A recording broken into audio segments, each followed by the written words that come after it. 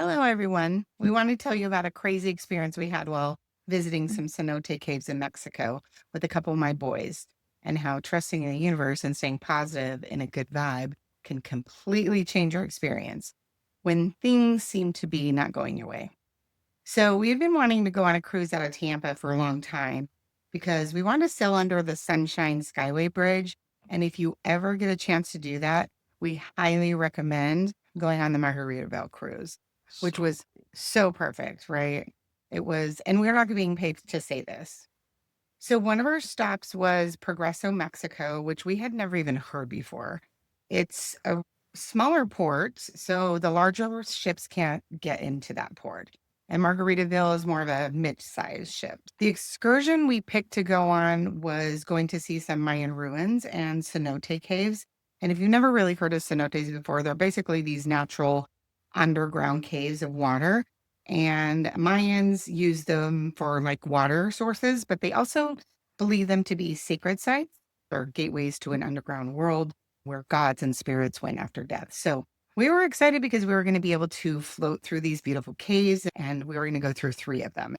we got up early and we get in line and we're bus number 3. It's about an hour and a half bus ride to get there. We go sit down. The tour guide hops on, introduces himself, and he's like, "We need 6 volunteers. Bus number 4 needs more spots." So we kind of both said to ourselves, should we get up? So there's 4 of us. So we thought maybe we should volunteer to do that. But for some reason, we just didn't get up to do it. Before we knew it, 6 people were just, volunteering off the bus. And we're like, oh, okay, cool. Didn't have to get up, anything like that. Just listen to the little voice in our head, whatever you call it, our higher conscious, our guides, or our spirit, or your heart, just basically said something like, no, it's not time to get off the bus. So went on with our way. We're about halfway through the excursion and our guide gets on and says, oh, hey, bus number 4 has broke down.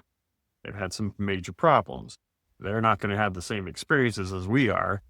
And so they're not going to have as much time at each of the locations. Beautiful lunch was planned. Amazing food. We felt really bad that bus 4 broke down. We're like, well, good thing we didn't get on bus 4. That's probably why we didn't get up. So that bus wasn't for us. So after the ruins, we're on our way to the Cenote Caves, which is about 30 miles from the ruins. And our guide's talking the whole time. He's just telling us about the area and what to expect at the cenotes. And as he's talking, I'm starting to smell this really crazy smell. And it's this smell I've never smelled before. It's almost like some kind of spicy smell, some kind of spice. And I'm starting to describe it. And I'm asking Scott if he smells it. And he's like, no, I don't smell anything. Then I'm asking my boys, I'm like, do you smell this? I'm turning around asking people. Nobody is smelling the smell. And then I hear the guide talking about the caves and how one of them that we're going to be floating through is meant to be experienced in complete silence because people have spiritual experiences in this particular cave. Because back in the Mayan days, kings and queens used to do rituals in this particular cave. And as soon as he says that, in that moment, I realize I'm probably having one of those experiences right now because no one else seems to be smelling this. So I let that go and I just move on with my life. 20 minutes later, we're getting off the bus and we're walking down this beautiful garden pathway towards the caves, and we're overlooking where we're going to be eating lunch later. And all of a sudden, I'm hit with that smell again. And I look at my boys and I look at Scott and I'm like, oh my God, there's that smell again that I just smelled like 20 minutes ago. Can you smell that? And they were like, yes, yes, yes. They can smell But it. at that point, Luckily, I had described that smell in like such a way that it was like spot on to how I described it. So they knew it was like definitely the smell that I had just smelled. So, anyways, how did that even happen? Well, this is apparently a Clair Sentience, something new for me. I definitely had never had this before in my life, but it's new. I'm not sure if you ever heard this, but it's apparently kind of like a toucan Sam type of thing, right? You smell it before it happens.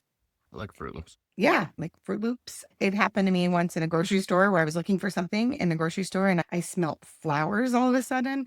And the funny thing, I wasn't looking for this thing yet, but I kept smelling flowers. And then all of a sudden I was looking for this thing and it ended up being by the flowers. So it made sense why I was smelling flowers. So the next crazy part, we had just bought a brand new GoPro. Super excited to use it. We just had used it the day before in Key West, jet skiing. And we were going to go float through the cenotes with these and get some really cool footage on that. We had it all charged up in my backpack. We get in there, we turn the GoPro on, we start recording. I look down and it is literally like 10%. I'm like, are you kidding me? I just charged this thing. Super bummed. But I'm like, okay, it's going to die. And it immediately dies quick. So I'm like, all right, this is the universe saying we are not meant to watch this through the GoPro. We're supposed to be in the moment and enjoying the moment.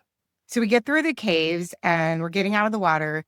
And this lady says to my son, "Hey, I think you're in some of my pictures." And my son's like, "Would you mind dropping those pictures to me?" And he's telling her how our GoPro stopped working. And she's like, "Yeah, no problem." So before we got back to our bus, not only did we have pictures of the cenotes, but we had some actual pictures where some of us are actually in the pictures. And then he's like, "Mom, guess what the lady's name was that gave us the pictures?" Debbie. Another synchronicity, of course. Okay. So the next day, we're chatting with this couple on the boat, and they're telling us about how they were on an excursion on bus number 4 and how they were super rushed. They were super nice, but they were telling us how it was a totally different experience than what we had. In the back of our minds, we're thinking, oh my goodness, like what luck that they had to have that experience. And then all of a sudden, their mother walks up, the woman's mother, and she approaches us. And let's just say she was a bit spicy. She immediately starts complaining about everything. And before I knew it, my husband, this guy, and my sons left me with this woman. And so did the daughter and the son in law. And I'm like, oh my goodness, how do I get out of here? We were in the hot tub and we were just kind of having a good time. And her energy didn't match ours for sure. Just kind of a negative Nelly pants and just a whole lot different energy than what we wanted to experience on the boat. So I'm like, peace out. Later on in the day, I did run into one of the guys that I did see get off the bus and go to bus number 4. So I asked him, I said, hey, how was that experience for you? And he's like, oh my gosh. He's like, let me tell you, super nice guy. But he's like, we had a really good time. He goes, but boy, there was some really attitude and intense feelings on that bus. He goes, we had to eat our lunch and everything on the bus. And he goes, it was very rushed, but we had a good time. And I'm like, wow. But I thanked him for volunteering, and I told him I had a feeling to do it. He said he was appreciated that I did volunteer. I think it's just really a good reminder that life is what you make it, right? Like sometimes you just have to roll with the punches and let the universe do what it's going to do. As I like to say, think up and not down.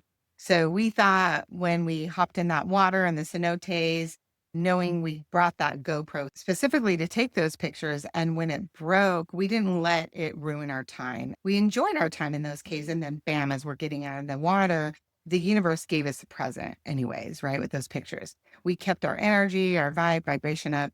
And because we did that, the universe matched our energy or our vibration and gave us a little present.